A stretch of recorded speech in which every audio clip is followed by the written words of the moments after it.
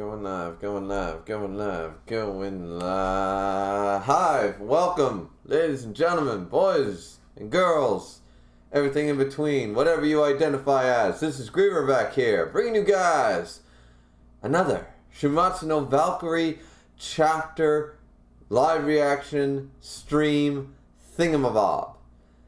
And I know it has been such a long ass time since we did one of these, right? Like, it feels like we haven't done a Shuumatsu no Valkyrie stream. Record of Ragnarok, where have you been? I know that we haven't done one in such a long time. Okay, I'm just bullshitting. You guys know it. I'm just having fun. No, I am here to do chapter 41, which came out. I'm glad I didn't try to delay or make the stream a lot longer yesterday for the chapter 40 stream. Because if that had been the case, then you guys know what would have happened. I would have been waiting an awful long while. Because the chapter came out about a couple hours ago. I just had to take care of some things, and boom, we are here. You know, only a couple hours since the chapter dropped. Really, you know? So I think we did pretty good timing on this one. Of course, Keishan Prime still beat us to the punch because that's just Keishan. But yeah, we're here, man. We are here to go for chapter 41. I know that they were a double released feature, but Demi did not translate them both at the same time. Or Demi said he would translate them, or she, whatever, would translate them at the same time, but would release them not right away together. They would be released a couple times, you know, that sort of deal, right? So that's pretty cool because it gave me time to do chapter 40. That was a pretty good stream, had a lot of fun, and now we're here to do the chapter 41 stream. And now I won't be spoiled because a lot of people say that chapter 41 is the one where we find out who wins. Now, my future prediction at the end of the last stream, as you guys know, was of course, I want Raiden to win, but I think Shiva will win. So that's my prediction here. So if Raiden wins, it's sort of a win-win for me sort of idea, in a bittersweet sort of way. Either Raiden does win, and I'm wrong about who I think will win, and I'm happy, or Raiden loses, Shiva wins, and I was right. But it's bittersweet because I want Raiden to win.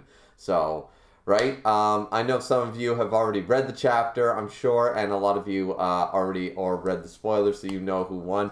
Please, once again, you guys are always very good about this, but please try to keep any spoilers about who won the fight out of the chat until I've figured it out. As I already said, want Raiden to win, think Shiva will win. If for no other reason than simple writing standpoint, as I explained last stream. You have three, there's no way you could have 3 wins and then a 4th win. You know, the next fight gets set up with a conclusion already in mind. And I just don't think that that's good writing. So I don't think they're going to do that. So let's check the chat here. Of course, we're going to do our obligatory, as we always do, 10 minutes before we actually start the chapter. Let people come in. Let people see what's going on.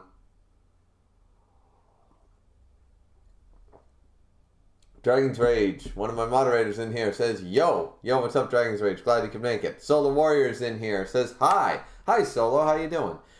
Miss Content, of course, Miss Content. Go check out his channel. He has officially tripled my subscribers, but good on him. Says, what's up, Griever? Face feeling any better today? Actually, not really. It was one of my worst days. I've replaced the bandage, as you guys can sort of tell. I had to do a double bandage this time because I had to go to work. I had to go under a tunnel.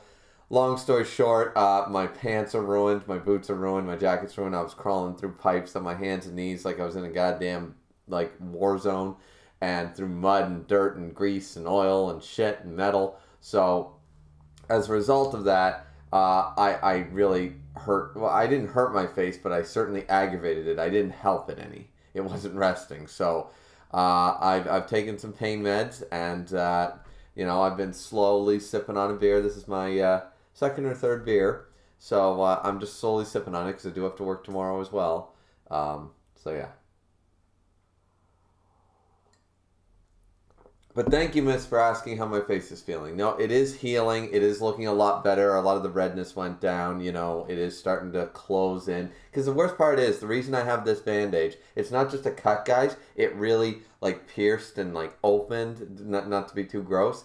So, sort of, you use these type of bandages. They're called a certain type of bandage. Some people call them butterfly bandages or whatever, because usually they do this format. And what you do is you sort of grab from one side and you sort of pinch your own skin and close it over so that it can heal better, so you don't have this big open wound and it can more chance for infection, but also leaves a worse scar. This is why normal people go and get stitches, but not on my Sunday when I'm trying to enjoy football. Fuck that. So Cowboys were playing at 5:30. I wasn't going to be stuck in a waiting room and an emergency room for one stitch. Fuck that. So, yeah. MC Dude is in here says, I am here. I am here. All right. Duck Taro says, hello, Duck Taro. Nice to see you again. Miss Content says, plan on doing any discussion after the reaction since the fight is over. We'll see how long I go for. I don't really have any other plans for the rest of the night, so that's entirely possible. We'll see how long I'm streaming. We'll see how long my face holds up with the pain meds and stuff. Of course, I have one more, but you're only supposed to take literally like 2 a day. Maximum. They're not these. They're prescription pain meds that my wife had. Some super strength ibuprofen, like 500 or 600 milligrams, something like that. So they're pretty potent, and I'm not a pill popper. You know, as I've already said, I probably have 1,000 milligrams of Advil in my body over the last 30 years of my life. So I'm not used to it. So it sort of makes me a little gaga. I certainly don't drive with it in there. Tenryo says, Record of Ragnarok wasn't on Watch Mojo's list of most anticipated anime of 2021. That is shameful. Well, Shaman King and Bleach better well have been, if they aren't. Watch Mojo was one of the YouTube channels I got into before I knew a lot about YouTube, when YouTube was more in its infancy. The biggest anime content you would find wasn't really anime reviews. It was more AMVs and stuff. That sort of time, you know. But I agree, that is shameful. Ductar says, apparently, Record of Ragnarok anime will come out at the end of July. Ooh, cool. So we only have to wait 6-7 months. I expected more like a December sort of release. But that's really cool. I'm good with that. Yeah, that's awesome. If it's going to be that soon. Oh, I did do a reaction. Some of you may have noticed that I did miss the Shaman King TV spot, or whatever you call it. Had a few new shots and animations for the new reboot of the anime, based solely on the manga and stuff. I did do a reaction to that. That will also be up, along with I did a One Piece reaction. I think there's another rap reaction. I do have content coming, guys. These streams, however, are taking up most of my time. Not that I mind. Shuumatsu no Valkyrie content, right? Miss Content says, but it was on the list for manga that deserves an anime a few weeks before it was announced. Fair enough. See, Watch Mojo, it might be like me, guys. Like, sometimes I will post things, and we all do this. Some YouTube content creators, they don't have a choice, you know, and I know that Tekken 101 does this. He takes break days, and he's actually said that some days his schedule, he tries to knock off 2 to 3 videos, big long discussion videos, and then he spends the next few days editing them. By the time they come out, he recorded that 5-6 days ago, and then he releases it, right? Other than reaction and review videos that sort of have a time crunch on good views and good comments and good, you know, media attention, discussion videos can be, you know, whenever. Like, I'm still working on the next part of the Record of Ragnarok character discussion series, and that probably won't be out until the new year. But I'm already working on it. So, you know what I mean? And no, I'm not telling you guys who it is. I'm not telling you guys who it is. You have to wait. Solar Warrior says, do you think Thor is physically stronger than Shiva? Yeah. Yeah, from what we've seen, it's hard to tell. I want to see what this new form is capable of. Shiva's strength feats haven't really super impressed me yet, in all honesty. As far as strength feats goes, Shiva's been been decent. He's been impressive, but strength alone, I think those sort of go to Thor and Zeus as far as strength feats.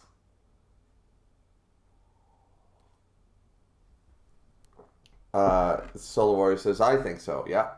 And Dragon's Rage says, I'm back. Okay, so I think we waited long enough, guys. We got a good view count in here already. Thank you guys for always being a great part of the chat and making this a great experience, even when my face is feeling all throbby and achy and all that crap. So let's go. Let's go into chapter 41. Let's check it. Once again, shout out to Demi, male, female, whatever in between Demi is. Thank you very much, Demi, for putting in such hard work to get these translations out and out in a really timely fashion. It's amazing. Great work on Demi. Now let's get into this. So, chapter 41 is entitled Thank You.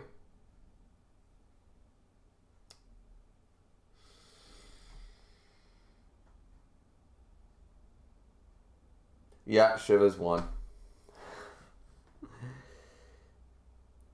Yeah, Shiva won. I'm basing this solely, just like my Kaido rocks Devil Fruit theory, I'm basing this solely on two words. I'm basing it on thank you. If this is the end of the fight, and the chapter title is entitled Thank You, then that says to me, Shiva, why would Shiva say thank you at the end of the fight? Now, this is a big long shot, guys.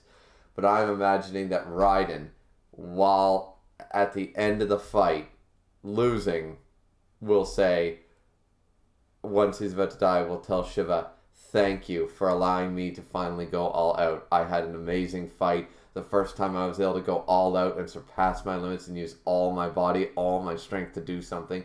Sumo is so fun, and in life I never got to use it.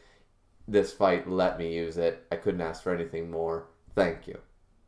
On Shiva's side, I don't see why he would thank Raiden for this opportunity. Shiva's whole thing was fighting over 1,000 different gods with his buddy Rudra. He's had epic fights. You know, like, I don't... But I could be wrong. But once again, from a writing standpoint, it simply makes sense to make Shiva win at this point anyways. They're pretty evenly matched characters, and it would mean more in Raiden's case to say thank you. Now, the thank you could be something Buddha and Loki related for all I know. But I'm just right away. The title alone is giving me Death Flags vibes on Raiden. So let's see. They're clashing. We see flames and bursts of energy. So, okay. So Shiva, of course, in this crazy Gear 2nd form, still only has one arm. And Miss Content also shared, if you guys check my Discord, Miss Content shared a meme that I think someone just watched my stream and made, of course, because, you know, it's all about me. They made a meme about the Gear 2nd and the form that I said that Shiva basically is going Gear 2nd, which is pretty accurate. So it looks like Raiden attempted once again to use that the Teppo, the Yatagarasu technique, and Shiva tried to like flame on, fire fist. A lot of One Piece references with Shiva's form here. Fire Fist, Red Hawk, his hand, and it looks like he did punch his hand, which, it looks really contorted here on the first page, Raiden taking a blowback, but it seems to have hurt Shiva quite a bit too. So they seem pretty evenly matched. We jump over, we see Brunhild and Goal on there looking over, being very distraught. Raiden ready, Shiva coming in, still only one arm, boom, boom. Hermes and Apollo, of course, and Zeus up there. Everybody watching, the sumo guys watching, and this battle is insane. Oh no, Raiden got the hit off, but I don't think that it's as strong. There's no way, otherwise his head would be blown off, right? Because that's what Zeus said. Zeus said, if that attack hit Shiva's head, it would have blown it to bits. But here, I doubt that that's the end of the fight. There's just no way. They wouldn't start 2 pages in. Yeah, end of fight. You know what? They might pull that stunt, fight number 9 or 10, just to be like, hi, you thought this chapter was going to be all about the big end of the fight? No, end of fight right here.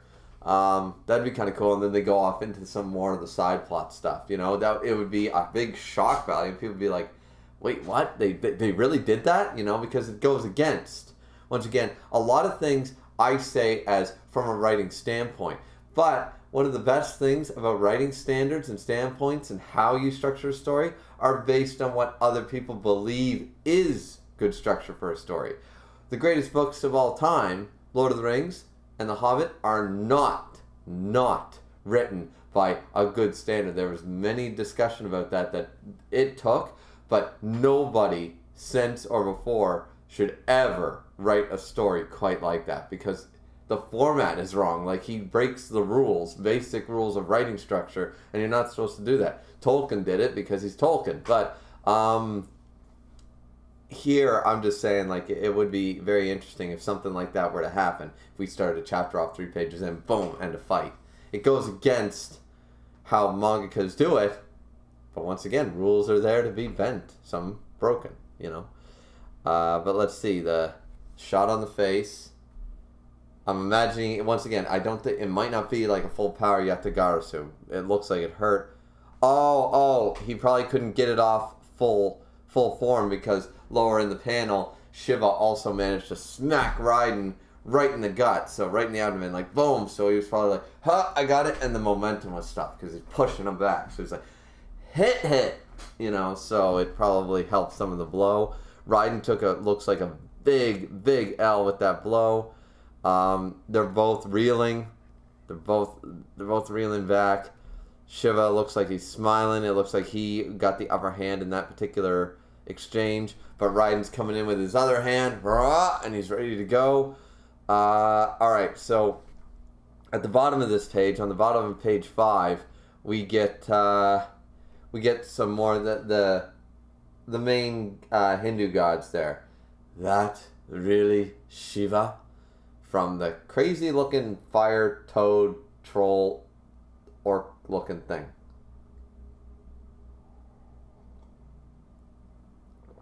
A couple of the other ones there. No, it's like something else completely. A whole nother level of strength. Just about, says the thunder, the smoking thunder god, the coolest one. Just about goes to show that move, Tandava Karma, is pretty fucking wild. Okay, he's not screwing around. It's like, this move is fucking insane. And I love the fact that this guy, like, he's got like a snowflake design, on his chest. It just looks so cool. It looks like a snowflake. I know it's like the Celtic lines and the Aztec looking lines and all that stuff, but it's some intricate symbol. But it seriously, like, from this angle, looks like he's got like a snowflake pattern on his chest. But he pulls it off. It's pretty badass. It would be more ironic if he was like the ice god or like the winter god or something like that. That'd be pretty cool. Tandava Karma is pretty fucking wild. Alright, so Gear 2nd is pretty fucking wild. It goes to show you, if someone like Shanks did Gear 2nd, look at what he could do. I mean, Let's see. So, Raiden goes full force, as I said. He goes with the other strike, tries to strike him. Shiva completely does one of those crazy gymnast moves. Alright, and he catches himself on the floor, though, with his open arm, and he's going to use a kick. Okay, so then he steps himself up. It's breakdancing time for Shiva. He's still got 2 legs. Flaming kick of Diablo Jambe. Of course, I'm going to keep trying to add in the One Piece references here. So he's going straight for the head with a Diablo Jambe, breakdance style. And what does Raiden do? Oh, he's going to pump up his muscles to block it. Is it going to do it? Bang! Oh, but it's still... Oh! Look, even with that, it's still, like, burnt away the infused muscle. It's still crunched and, like, molten, just faded. Damn, that really... Like, it's burning up. Like, man, really intense blows here. We're seeing a lot of really intense blows, and I really like that. If this is the last fight, or as this is the last part of the fight, this is a pretty good way. Last chapter was pretty good, and this so far is blow for blow, and it looks really good. And I'm sorry, guys, I have to keep talking a little more nasally, like blow for blow, blow. Like, I can't really say V's because I can't I got to keep the lip straight. I know you guys already know. I just feel the need to keep apologizing.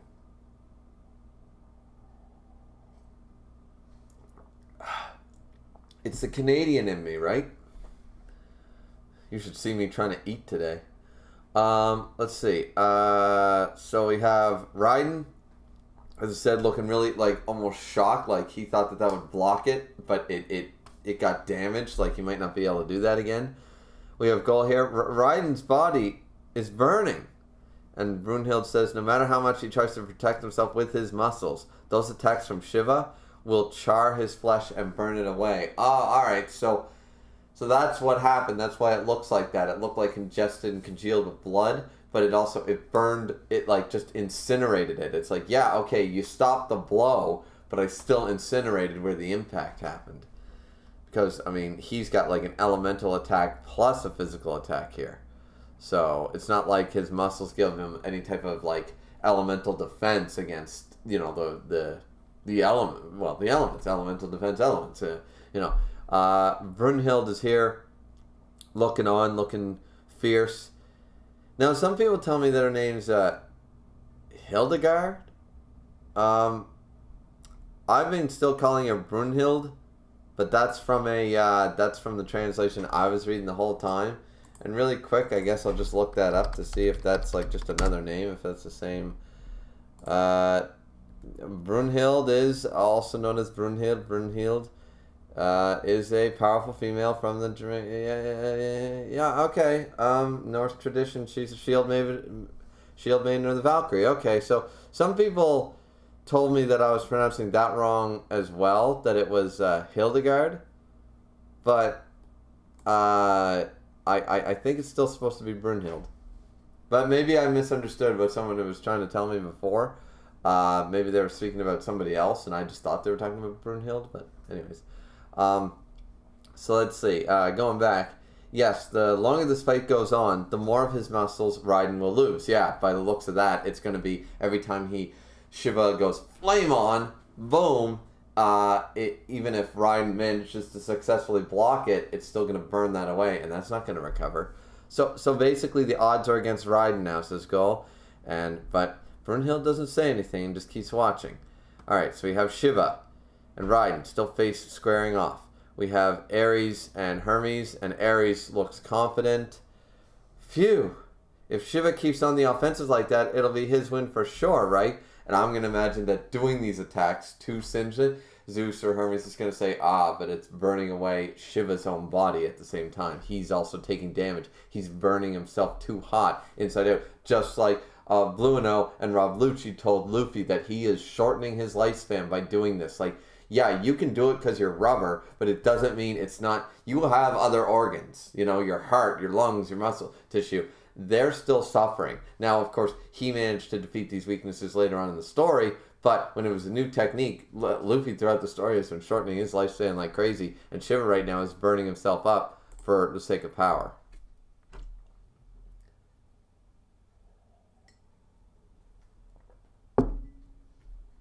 So I think that's what either Zeus or Hermes is going to explain next page. Let's just jump over and check the next page. And then we'll probably check the chat. Last time I didn't check the chat enough, I felt, and I got really behind. I got really behind with the chat.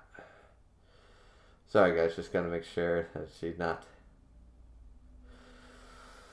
Ooh, that still stings. That still stings. Let's see. Hermes. I wouldn't be so certain.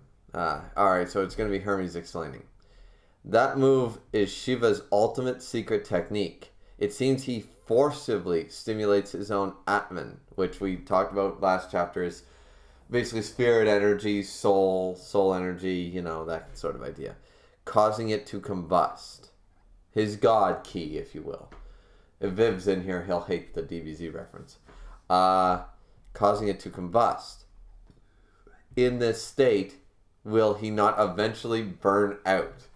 So it wasn't just me, guys. That's pretty classic of a lot of these super techniques. They usually have a recoil or a drawback, or it's like you forsake the power, but it only lasts 5 minutes, or you lose all your powers, or this technique will kill you if overused. You'll lose the ability. You'll use this. It's a thing in all of anime, across all manga. It's not just, it's a trope. It's really a trope. It's not just one or two. They've all done a character like this. So it was pretty obvious. I'm sure a lot of people also figured that when Shiva went in that form in chapter 40, that would be the case. I think it was almost hinted at or stated back in chapter 40 as well. So Aries at the bottom of page 9 says, but burn out? Oh, me and my bum chin can't believe it. He will burn out? Oh no! Oh dear! Oh God! Man, poor Aries. You know, I find it hilarious that Aries is a bitch because he's actually an enjoyable character in this way, because he is basically us, the reader, in a bit of a shock value, so to speak. He's sort of like us. Between him and Gol, as the uninformed people in the crowd, and we just watch as things unfold, that's basically us. You know, it's kind of fun. Last panel, and moreover, that human still has that Yatagarasu. And remember, he's still got 3 more techniques. Let's go.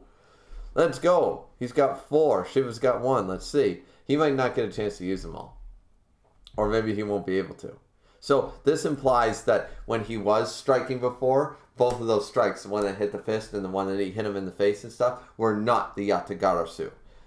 They might have been the Teppo. Teppo? Is that what it's called? The Teppo technique. The palm technique, force palm, but did not. But they were not the Yatagarasu. It seems. At least the way I'm reading that, that's what it's implying to me. But I could be wrong. So yeah. So why don't we finish page 10 and then we'll check the chat, where this is an odd 40 pages. So we're at the quarter sort of mark. Zeus says, yes, quite literally, this is a war of their lives' attrition. And we see Raiden screaming, we see Shiva smiling, and they both go in for more attacks. Both, you know, Raiden with like just the air pressure and the like ki behind him sort of idea, and Shiva engulfed in flames going forward. This is a pretty good chapter. This is a pretty good fight, guys. This is pretty good. Pretty good. Let's check the chat and see where we're at. Check the chat. See where we're at. I'm from the 90s. Yo, yo, yo. Infomercial time. Yo, yo, yo, yo. Alright, that's enough of that.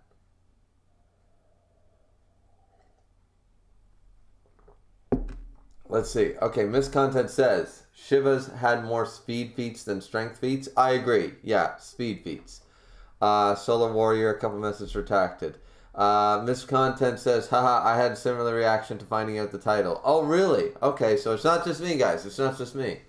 MC Dude says, both of them were set up as being thankful to their opponent for giving a great fight. Yeah, see, MC Dude, I don't see that. I see Raiden like that. I don't see Shiva. Shiva has fought great fights almost his entire life. Sure, this one might have pushed him further than any others, but Shiva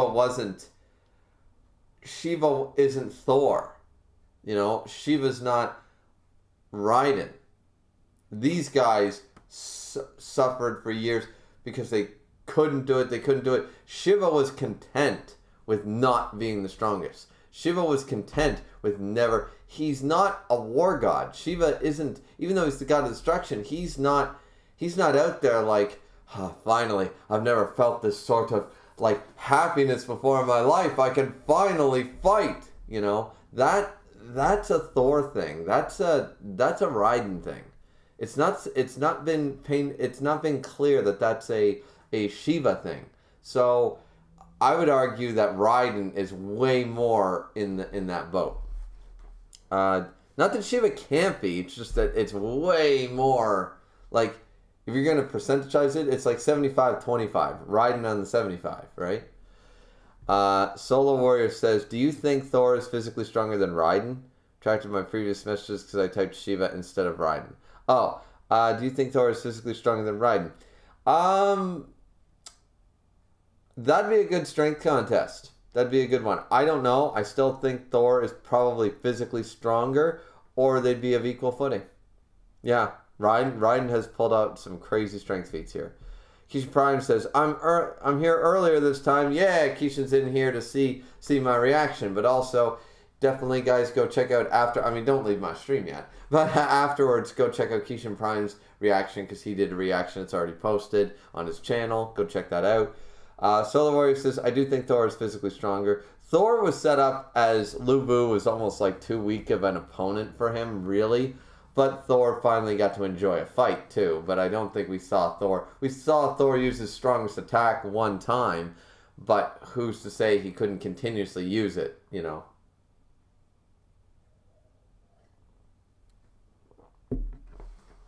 Let's see. Ms. Content says, I guess Shiva's the first fighter with elemental feats. Well, Poseidon sort of used water, right? Great Flood, 40-day Flood, whatever it was. I mean, so... But he was more physical. Yeah. As far as elemental damage... Yeah, I guess so. I mean, Thor's hammer... These are really meathead fights. It's hard to say. Yeah, okay. Maybe I'm going to have to go back and reread this series. My God. Because, you know, I think Thor sort of used lightning. And I think Poseidon incorporated his water in some way. But maybe I'm misremembering that. MC Dude says, thank the Lord Shiva got something. I mean, he needed something. He's not looking that hot, and trust me, like, this is why Zeus pinch hit. I'm just saying, this is why Zeus pinch hit.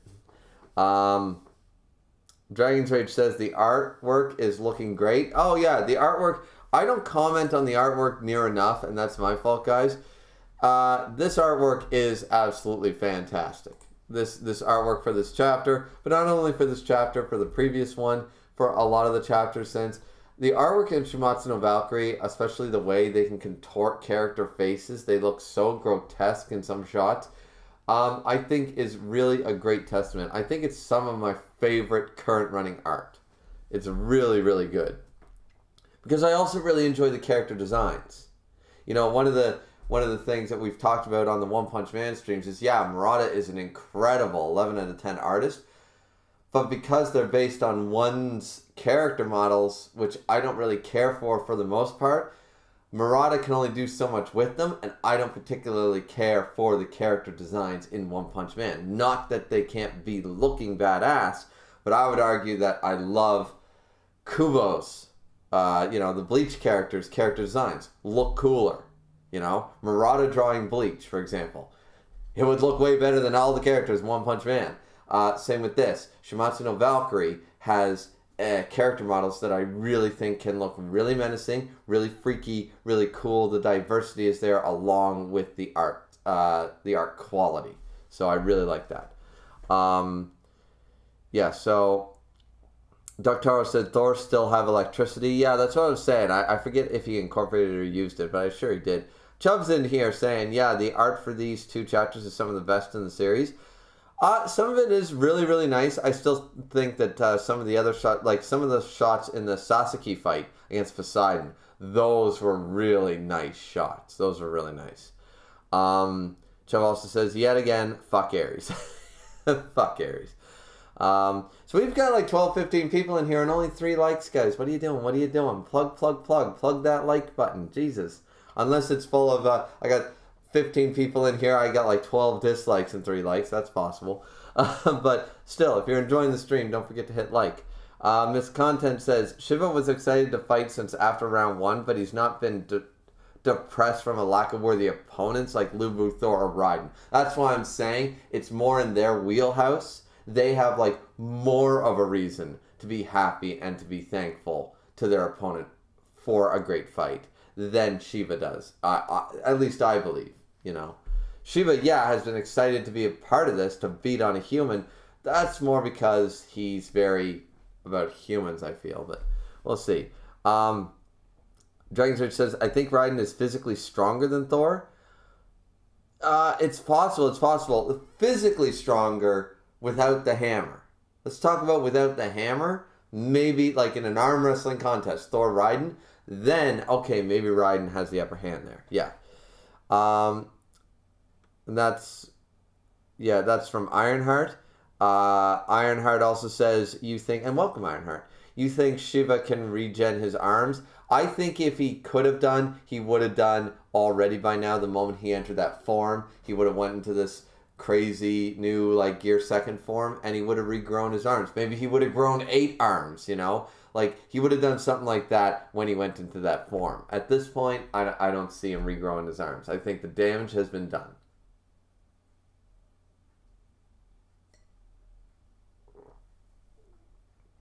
Because if he starts regrowing arms at this late stage in the game, then we have to ask ourselves, okay, and I'm glad Viv isn't in here for this, because DBZ reference time, that's the only way after Frieza anybody ever managed to make a villain that could go against the Super Saiyans, right? You know, you had androids with a certain set power level, sure, but after that, the main overarching villain was Cell, and Cell had Piccolo cells, which, once again, Piccolo can't do the shit that Cell did. That's bullshit, but still, Cell could regenerate from a single, you know, he got his head blown off like twice and came back, right? And then same with Majin Buu. No matter how many Kamehamehas and Final Flashes they did, the thing could just regenerate from nothing and boom, boom, boom, boom, boom. And if we start regenning arms and lost limbs and stuff during a fight in Valkyrie, which we still have yet to really see any of the gods actually like lose an arm and go like, haha, regrow Alucard style or Majin Buu style or Piccolo, rah, you know, like Namek style. So we have yet to see that, and I think right now this would cheapen the fight if he pulled that stunt now. You know, I don't think any of the gods can regen like that. They might be able to heal it over time. If Shiva wins, he might be able to slowly like go into the crowd, hey, healing god of this pantheon, please, you know, reattach my limbs or something like that. Who knows? But yeah. So I don't think he will. Dragon's Rage says, I think Poseidon's water thing was for symbolism in Sasuke's fight. Yeah, see, I'm trying to remember. I really got to reread. I don't think he really incorporated the water. But I think Thor did incorporate the lightning. Doug Taro says, Zeus recognizes the danger of Raiden's palm. I wonder if Brunhild had Raiden as Zeus's original rival. I think Zeus's original rival was probably somebody to outsmart him. But remember, she didn't know about the Adamus form. By the looks of it, she didn't know about that Diamond Adamus form. So maybe she was hoping it would never get to Zeus. I think, because remember, you win 7, you're done. You only have to win 7. They don't do all 13 fights. Somebody wins 7, the fight is over. That's why she brought out Adam early. She won an early W. I don't think she really intended. I think she thought that the Zeus fight was basically an L. Take a knee, run out the clock, let's go to the next fight. You know? Lose that round to win the next one. And don't try to send out your strongest. That's why she was pissed when Zeus pinch hit, because Adam is basically a sure thing against anybody else that we've seen so far. You could argue for new gods we haven't seen yet, but so far out of all the gods we've seen up to round 5, Adam would have won every one of those fights. He nearly did win the Zeus fight. So, like, Adam was basically a W, and that's how she was going to use him. You know, you got to be strategic about this too, you know, and Brunhild is. So MC Dude said, I feel like if Raiden was to pick for Zeus, Brunhild would have revealed it by now. Probably, yeah. MC Dude also says, that said, it's possible she's still saving her pick for Zeus for later. That's possible too. But I still think, once again, that I think she saw, just like she saw Adam as her trump card for an easy W, I think she saw Zeus as an L. And maybe Odin as well, because I'm an Odin fanboy. Maybe she saw Odin and Zeus, when they come out, that's a straight L. Let's just give them a fighter, and I've gotten better setups for better fighters, you know? It's possible. Or it could be possible she has nothing and still has already threw out her sacrificial lamb. Exactly. She's got a couple sacrificial lambs, you know, and Adam certainly wasn't meant to be one. But against guys like Zeus, she probably went, okay, I can still win 7 of these fights, but I got to pick and choose which ones to lose so I can also pick which ones to win. trying to win every single fight is doomed to fail. Let's see. Solar Warrior says, without the hammer is what I was talking about. Yeah, without the hammer, I could see people, if you want to say that Raiden is physically stronger than Thor, that's fine. Dragon's Rage said, Cell was stronger than Piccolo, so that's why his regeneration more crazy than Piccolo's. That's what I think. I think that's bullshit because Piccolo from Dragon Ball all the way to becoming stronger than Imperfect Cell, or stronger than Cell and on the level of Android 17 or whatever he was, right? From that point to that point, we never saw Piccolo regenerate, blowing his head off. So, and I think to this day, if you, in the Majin Buu saga, if you blew Piccolo's head off, Piccolo wasn't regenerating that. I mean, you can say that. I mean, if that's your theory, that's fine, Dragon's Rage, but I don't see it. I just don't. Okay, beer pouring time. This time, guys, I came prepared. Before we take a break. This time we came prepared. I grabbed an extra beer. And I'm really sorry that I have to talk through my front teeth like this and really make a really bad lift sounding for some words. I'm not trying to make fun of anybody, guys. I'm trying to make fun of myself. Because I know I can't do like V's and C's, very well in my words.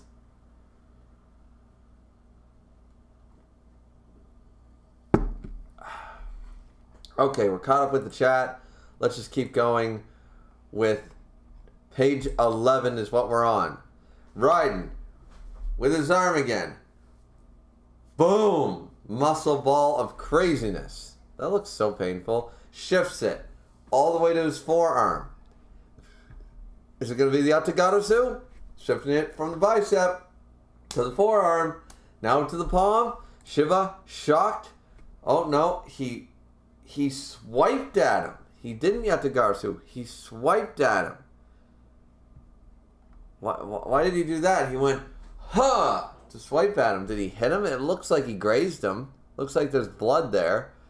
Shiva steps back for a moment. Maybe he didn't get him. Because Raiden looks like, and he's spitting blood and stuff. Not a misspelling, just a dialectal form of san found in southwestern Japan. Tarokichi Don. Yeah, Don. Tarokichi. Okay, there's the parents. There's all the kids that he grew up with. They're all worried about him. And then there's the mother. I'm sorry for always making you work so hard, Raiden. And then we see, Shiva's using that form again. Using the multi-form technique. Well before there was, Kage Bushu Shadow Clone Jutsu, there was the multiform technique. Okay, Kishimoto, you stole it. I always get a chance to shit on Naruto when I can. So, bam! Oh! Jumped over! Full body weight, elbow to the back, right between the shoulder blades. I wouldn't be getting back up. I like to think, guys, that, I'm not a bad fighter. I'm not a great fighter or even a good fighter, but I'm not a bad fighter, in a street brawl and stuff. And I wouldn't, pick up a rock or do any of that dishonorable shit. I would fight with my fists. I'd keep getting back up. I'd probably get pretty beat up, but I like to think that I'd give, even if I lose the fight, I'd give a few blows, I'd make the other guy would look bad, too, by the end of it, regardless who wins or loses. But a shot like that, boom, you lose all the breath in your lungs. Jesus, that looks so brutal. Brutal, I say. And then boom, Raiden's going down. Nope. He stomps his foot. He's ready to go. Shiva comes in for another attack. And what's Raiden do? Shiva's coming in. He brings his arm back. What's he going to do? Is this a sumo move? Oh, he's doing the whole sumo like he's grabbing him. The grasp or whatever it's called in sumo. It's like boxers do it. They grab each other and the hold. He's holding them.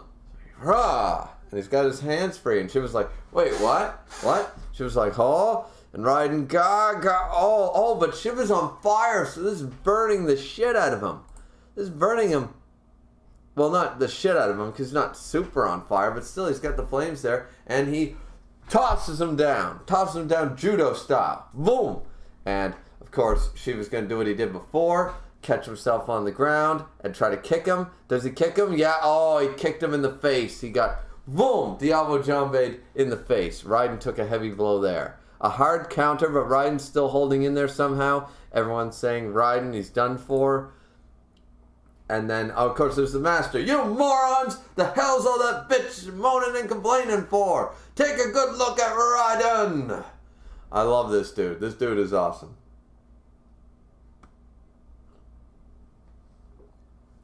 Dude reminds me of Mick from Rocky. You know what I mean? Reminds me like of Mick or Duke. Like, you're a 200-pound Italian tank. Go through him. Run over him. You're gonna eat lightning. You're gonna craft thunder. You know? I can see that. Yeah, I see the Rocky mentor in this dude, and it's not a bad thing. It's not a bad thing. I love this dude. Alright, so Shiva's still using that multiform idea. Boom. He's getting down. Let's see. Come on, where's another move? Or is he waiting for an opportunity to use this move? Let's see. The master dude, from the moment he used tempo, his hands and knees haven't touched the ring once.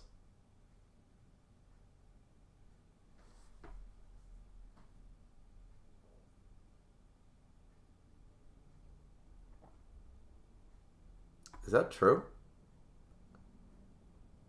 I think that's, yeah. From the moment he used Teppo, a sumo move, his hands and knees haven't touched the ring once. Because that's, in sumo, right now, all on his own. He's fighting with sumo itself on his back. This man is a champion. We're here for him. For the peerless Rikishi. For the strongest man in the history of sumo, for our Raiden Timon. Come on, that's it, Raiden, woo! And so Raiden blocking, taking another shot. I never knew. Man, like, once again, the art here is so detailed, it's looking so fire. This is some really great artwork, it really is. The fight scene, every blow is feeling super impactful. Every time Raiden blocks, every time Shiva gets a hit, it all feels like, oh, is that going to be, it? So let's see, their cheers could give me so much power. So Raiden feels the cheers of the people.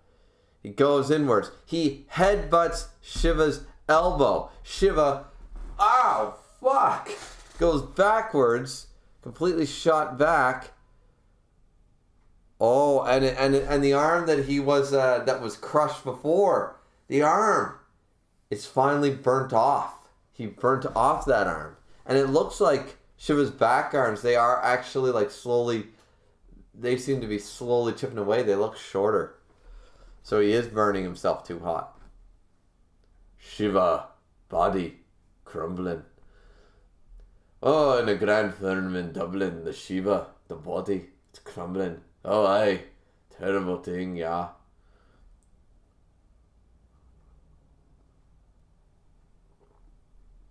Shit, he's almost at his limit. Same could be said for that human. In other words, this fight will be decided by whoever breaks first. We got, once again, all these gods. I can't remember their names, guys. I'm not into Hindu stuff. I know a tiny bit of Egyptian. I know some Norse. I know the Greeks. That's about it. I know some Japanese, some Christian shit. That's about as far as I go.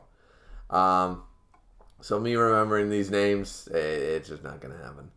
And not going to matter in a bit anyway. Shiva! Shiva! Shiva! Shiva! And we have Rudra just punching the air like, he's Shiva! Shiva! Shiva! Shiva! Shiva! Shiva! Shiva! Shiva! Shiva! Shiva! Shiva! Like, okay, Rudra. Okay, buddy. Okay. You keep cheering for your boy. You keep cheering for your boy.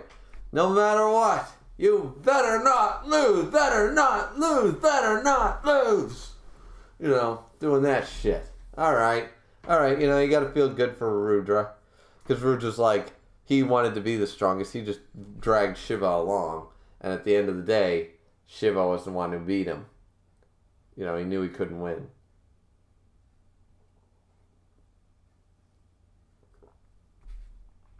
People are yelling, "Who's that? Wow, Rudra the Tempest?" Well, it would be Rudra the Storms, wouldn't it? Rudra of the Storms. But yeah, the Tempest. Okay, Tempest. Another thing with wind and storms. Yeah. Okay. Rudra. Making batshit crazy demands like always. Shiva feeling pretty good. Now, the thank you. Once again, I still think Shiva has to win this fight from the overall standpoint. But the thank you might not be from Raiden's side. It could be Shiva losing and looking up at Rudra and saying thank you for coming one last time to see me fight or whatever. It could be some. I did mention that the thank you might not be between Raiden and Shiva or vice versa. It might be an external thing. Raiden might thank the crowd. Shiva might thank Rudra. It could be something completely unrelated to both of them. The thank you might come from an unlikely source. It's possible. But I still think it's going to be Raiden thanking Shiva for a fantastic fight. Let's see. So Shiva goes, "Guess I got no choice. Flame on. Raiden coming in." They both strike down. Boom! Man, oh man. Man, oh man. And we're just seeing the constant hits. Even Brunhild's getting into it. Look at this. Look at this, everyone. The sumo guys. Yeah! The parents. Yes! The Hindu gods. Woo! And there's the little girl Nishi Eleflantes just there. "Daddy, Papa, Papa, Papa." It's so cute, so cute. That baby elephant's cute, adorable as shit. Hindu gods. Yeah! Ares. "I'm here too. I'm here. And I say go, Sir Shiva. Yes." You know, that sort of shit. Brunhild. "Yes, fight. Okay, and then we got Zeus. So time's passing. They're still striking each other. Why isn't Raiden trying to utilize the other three moves? If this fight ends without him attempting any of the other three moves, that's going to put a slight damper on the fight for me, because they introduced the whole one of his 4 forbidden locked away techniques, and he only used the first one, and then he died without using the other 3. I'm going to be a little like, you know. Even if they bring up, because they already brought up in the last chapter that he's abusing his body, he probably can't do that too many times anymore, otherwise he's going to lose it anyways. He's still going right now, and his body's broken apart as it is. He's way beyond the limit, but this is manga, this is anime, so it's fine. But let's see him at least try to do them. Let's see. We got Zeus.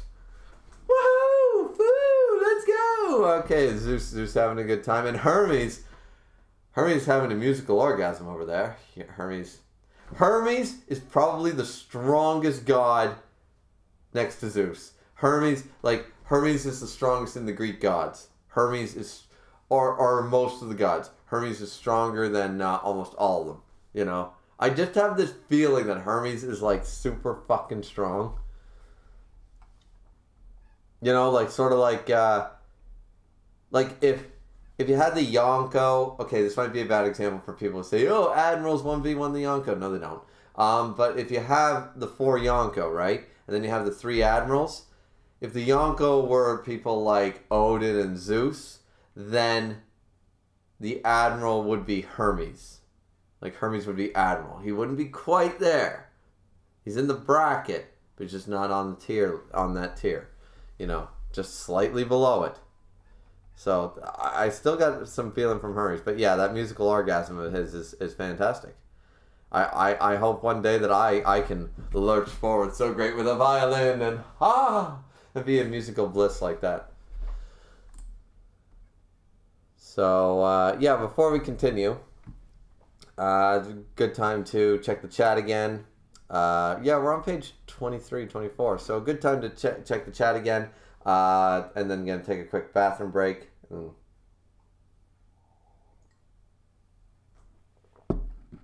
right, let's see what people are saying. Oh, good. The chat's not super long. So, Solar Warrior says, it got hit his chin on page 12. You see Shiva's chin bleeding. Oh, that's what's when he went, oh, it was his chin. I thought it was more his chest. But yeah, okay, fair enough, thanks. Ironheart says, Shiva's kicks are great. Yeah, they are pretty cool, the Diablo Jambe style. Dragon's Rage said, if Raiden fought Thor, I feel like he would do a better job than Lu Bu. I think so too. Don't get me wrong. Thor would be pushed way further against Raiden. Raiden is more impressive because he could tank more hits from the hammer without his legs giving out. Missed Content says, I looked a bit into the moves Raiden locked away. Teppo is the only one that's a big attack. The other ones are grapples and a slap. Yeah, but that's sumo. What I'm saying is the Yatagarasu, the Teppo isn't the Yatagarasu. He's going to evolve. He's going to make the ultimate version of these techniques, miss. So that's what I'm saying is that, yeah, he's going to grapple him and fucking body slam him, Kaniku buster his ass to the ground, right? I want to see that. Miss Content says, so Yatagarasu is most likely the strongest one. That's fair, but then don't tell me about the other 3 hidden, super forbidden techniques that Raiden never could use because they were too strong. That's what I'm saying. Don't tell me about those if you're not going to show them. And he's going to die.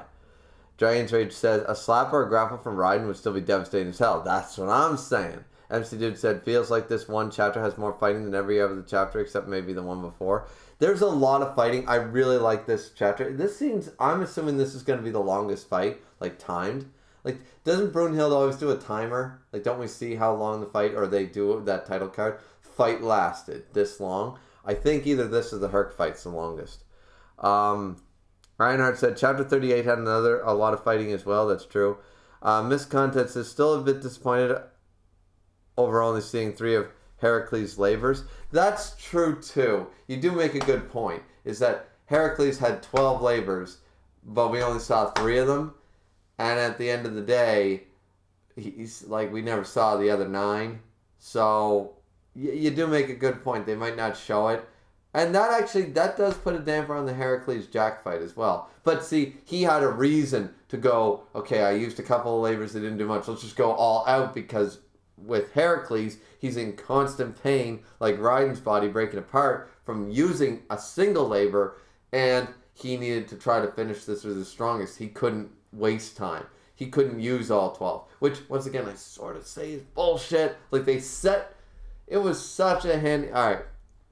At the end of the day, that fight was handicapped as fuck to make Jack win. That was like the most handicapped fight you could possibly do. Like, it's the most handicapped fight thus far. Stupidly handicapped for humanity to take a W. One's in here, says, yeah, the manga has been teasing us with Hermes since the start of the manga. I think so too. I think Hermes is like some Admiral level shit. Ironheart said, well, Hermes wanted to dance with Shiva. That's what I'm saying. I think Hermes is like right there. Like maybe just below Zeus and Odin. Like, he's not the most powerful god, but he's right up there with them. Like, if you got Buddha, Odin, and Zeus sitting in the top as Yonko, he's an admiral. Ducktara says, Hermes got a manga cover with Brunhild on the same way as all fighters facing off. Hermes has something going on. Hermes is going to be part of that super crazy plot line between Loki and Buddha and all this crazy Volland shit. It's going to be amazing. That's actually what I'm more excited for. The next couple of chapters. I hope they jump back before the next fight starts. I want to see the other interactions between gods we've never seen. I want to see this subplot develop. Like the whole Ragnarok, the gods didn't give a shit if humanity knew about the Volund or not. According to what we know, Buddha taught the Valkyrie and humanity how to do the Volund. And they think that's a traitorous move.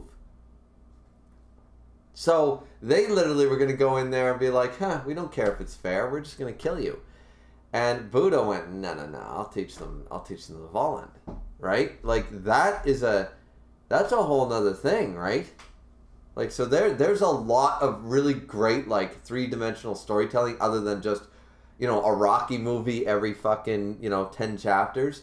Like, all right, here's the big fight. Let's go. There's some subtle, crazy, cool plot twist shit going on in the background that I really love. Tenryo says, Hermes will fight with his violin? Probably. Because the violin's awesome. He'll use music and he'll attack with musical notes. Treble clef.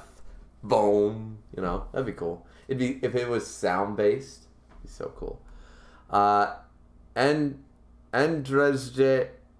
All right, and Andrezej.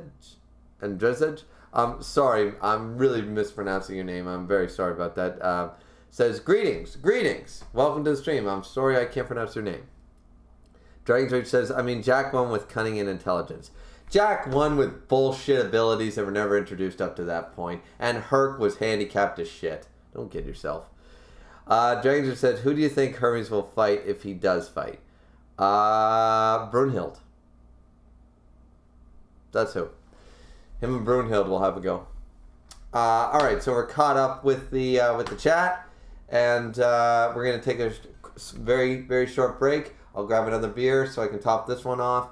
Gonna go have a bathroom break, check my lip, make sure that I'm not fucking bleeding out the ass, and well, I mean, yeah, well, some people like to say I talk out my ass, so I mean, appropriate, I guess, saying, yeah, thing. Okay. We'll be right back to continue the live reaction.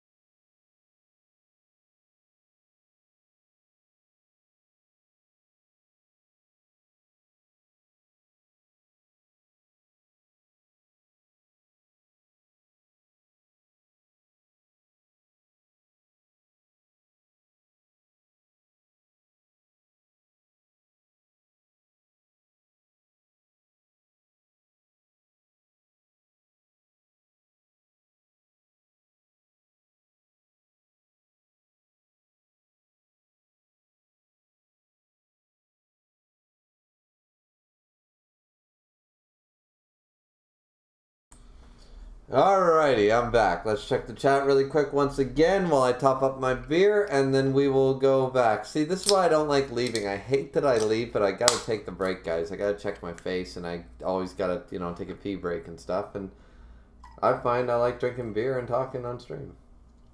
Because now we dropped down to, like, only 6 people left. So, we had, like, 15.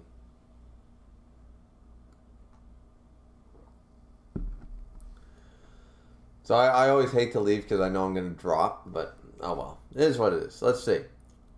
So Ductaro said also Hades has been kept hidden from us. We only have seen his hand. Yeah, that's true. Hades is going to be... Where's Ra? Anubis is in here, so where's Ra? Where's Hades? Where's Jesus Christ? And the Christian God. I already spoke about that a little bit in the Adam video, that maybe where it's a currently believed religion, that they might not really want to step on anybody's toes, so they're not depicting that, they're not showing that, just so they don't get a bunch of, like, death flags or whatever from the church.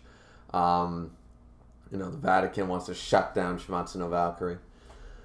So yeah, there is quite a few gods we have yet to see. Ironheart says, maybe if Apollo dies, Zeus will call Hades. Why Apollo specifically? Dactaro says, I think either Apollo or Anubis, since one is a god of death and the other the god of the land of the dead, says Dactaro. I mean, yeah, but why does... once again, there's background stuff, guys. They don't necessarily need to be in the fight. Alright, let's jump back. Page 24, we're about halfway through the chapter.